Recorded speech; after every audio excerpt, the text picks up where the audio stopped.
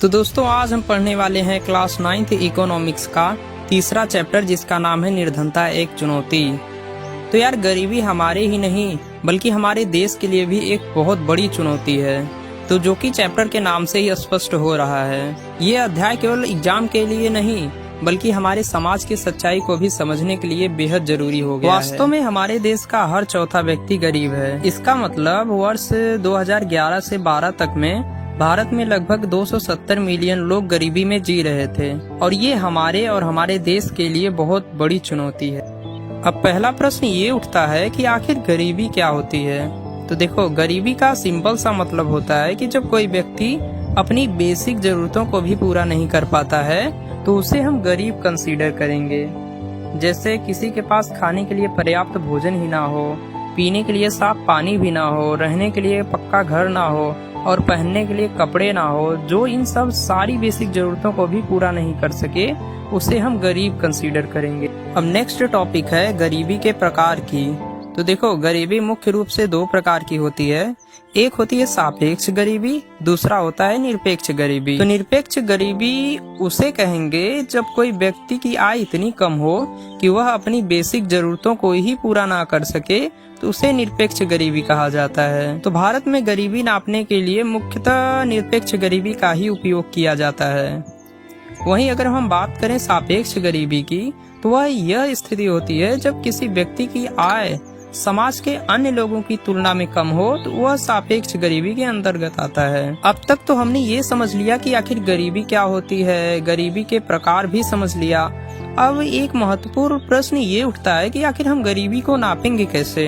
तो देखो, गरीबी को मापने के लिए हमारी सरकार ने एक सीमा तय करके रखा है जिसे कहते हैं गरीबी रेखा। तो गरीबी रेखा एक ऐसा मापदंड है जिसके आधार पर यह बताया जाता है कि कौन गरीब है और कौन अमीर है। यदि किसी व्यक्ति की आय और खर्च उस न्यूनतम स्तर से नीचे है तो वह गरीबी रेखा के नीचे माना जाता है, यानी कि उसे हम गरीब कहेंगे। और यदि उसकी आय उस स्तर से ऊपर है तो वह गरीबी रेखा के ऊपर माना जाता है, यानी कि अब वह गरीब नहीं कहलाएगा। तो भारत में गरीबी रेखा को निर्धारित करने के लिए भोजन को भी कंसीडर किया गया है। जैसे ग्रामीण क्षेत्रों में रहने वाले लोगों को लगभग 2400 कैलोरी की जरूरत होती है प्रतिदिन। वहीं शहर में रहने वाले लोगों के लिए 2100 कैलोरी की जरूरत होती है प्रतिदिन। यदि किसी व्यक्ति की आय इतनी कम हो कि वह यह भोजन एवं अन्य आवश्यक वस्तुओं को ही खरीद ना सके तो उसे हम गरीबी रेखा के नीचे मानेंगे। लेकिन ध्यान रहे, हर देश के लिए गरीबी रेखाएं अलग अलग होती हैं।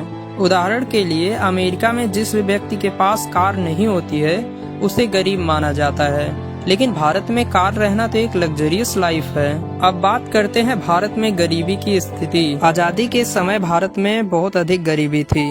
1993 से 94 के बीच लगभग 45% लोग गरीबी रेखा के नीचे जीते थे, लेकिन धीरे धीरे प्रतिशत कम हुआ। 2011 और 12 में यह प्रतिशत घटकर लगभग 22 रह गया। इस आंकड़े से हम यह अंदाजा लगा सकते हैं कि भारत में गरीबी पहले के मुकाबले कम तो हुई है, लेकिन अभी भी करोड़ों लोग गरीबी में जी रहे हैं। लेकिन यार सोचो, क्या गरीबी सभी पर समान प्रभाव डालती है? तो देखो, भारत में गरीबी कुछ सामाजिक समूहों में अधिक पाई जाती है, जैसे SC ST और जिनके पास जमीन ना हो, ग्रामीण क्षेत्र के लोग। क्योंकि देखो ना यार, ग्रामीण क्षेत्र के लोगों में क्या रहता है कि उनके पास अगर में जमीन नहीं है या फिर अगर में जमीन है, फसल ही खराब हो गई, उनके पास कमाने के लिए कोई दूसरा साधन नहीं होता है।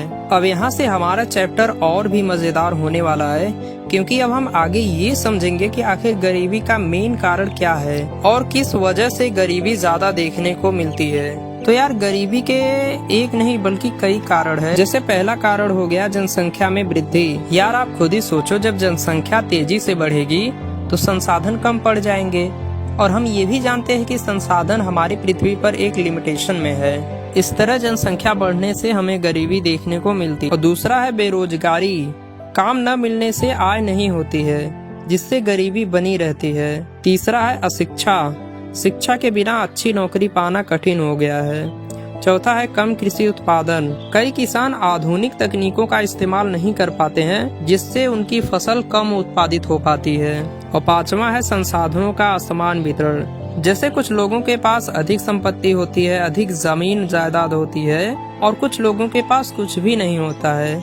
इसलिए समाज में असमान वितरण से भी हमें गरीबी देखने को मिलती है। और जैसे कुछ सामाजिक भेदभाव की वजह से भी हमें गरीबी देखने को मिलती है, जैसे SC ST, इन्हें समाज में आगे बढ़ने के लिए कम मौका मिल पाता है, जिससे ये लोग गरीबी से ही गरीब रह जाते हैं। तो दोस्तों, अब तक तो हमें यह पूरी तरह स्पष्ट हो गया है कि गरीबी हमारे और हमारे देश के लिए एक बड़ी चुनौती है।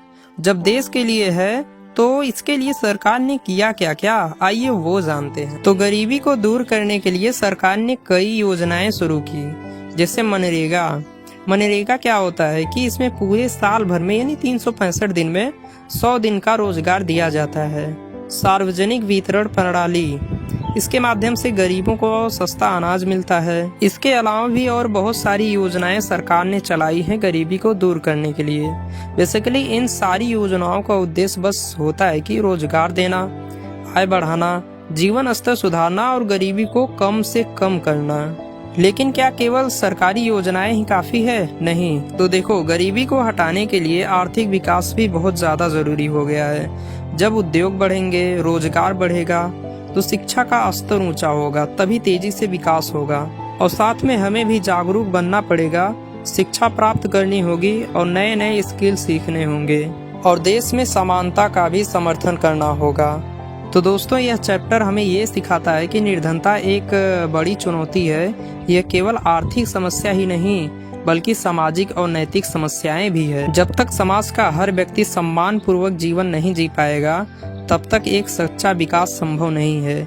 इसलिए गरीबी को दूर करने के लिए सरकार और समाज और प्रत्येक व्यक्ति मिलकर प्रयास करना होगा। याद रखिए, शिक्षा और स्किल ही गरीबी को लड़ने का एक मजबूत हथियार है। तो दोस्तों, इस तरह हमारा चैप्टर कंप्लीट होता है।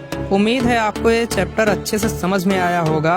अगर लगता है आपको इस वीडियो से हेल्प मिली हो, तो यार आप इस वीडियो को जरूर लाइक करना, क्योंकि इस तरह के वीडियो बनाने में काफी मेहनत लगती है।